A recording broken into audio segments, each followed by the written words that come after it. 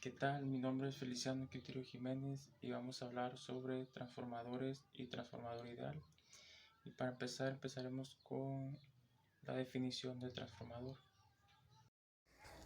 Básicamente, un transformador es un elemento eléctrico que nos va a permitir aumentar o disminuir la tensión de un circuito eléctrico de corriente alterna. Y esto es lo importante de que no podemos tener transformadores de corriente continua, manteniendo la potencia.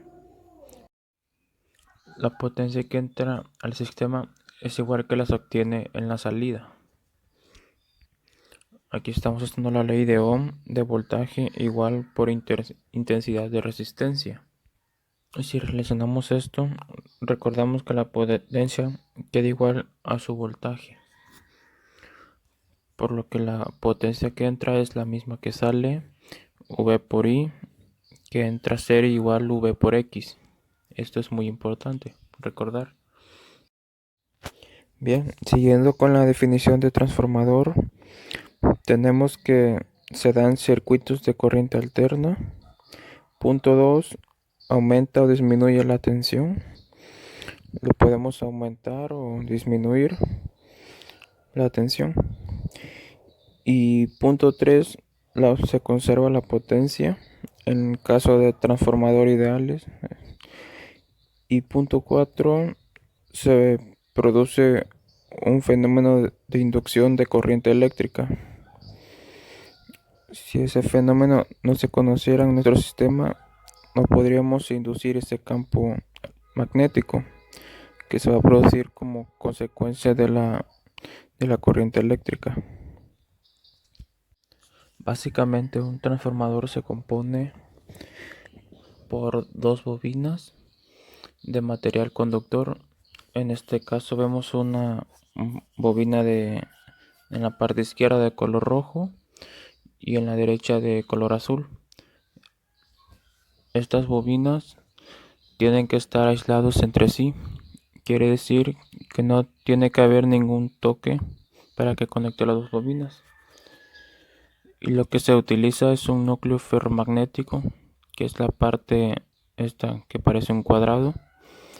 Puede ser de diferentes formas, pero lo que se intenta es que la comunicación entre las dos bobinas, la única comunicación sea el flujo magnético inducido que se genera entre el devanador primario y que circula al flujo ferromagnético.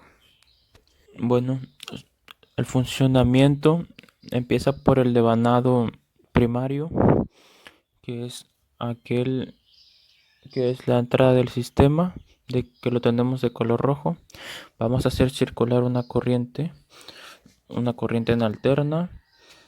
Esa corriente que circula por el devanado primario, tenemos en cuenta que no está en contacto con el flujo magnético, sino se conectarían las dos bobinas. Al hacer circular esa corriente por el devanado primario, lo que va a hacer es inducir un campo electromagnético hacia el núcleo ferromagnético.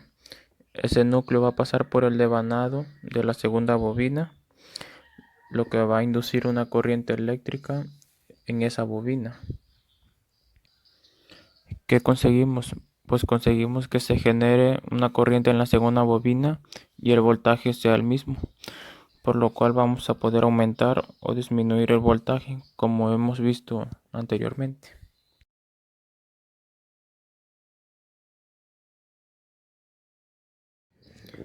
Ya metiéndonos un poco más en fórmula, ¿cuál es el funcionamiento de esta bobina? Podemos recordar que la S, su índice S significa devanado secundario y su índice P significa devanado primario. Pues estas son las fórmulas que relacionan ese voltaje: entrada de salida, devanario primario, devanado secundario, número de espinas que tienen esas bobinas y el devanado primario y el secundario.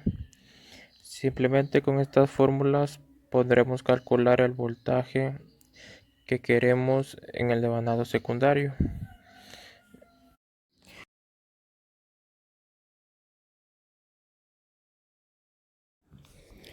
Y bueno, eso ha sido todo.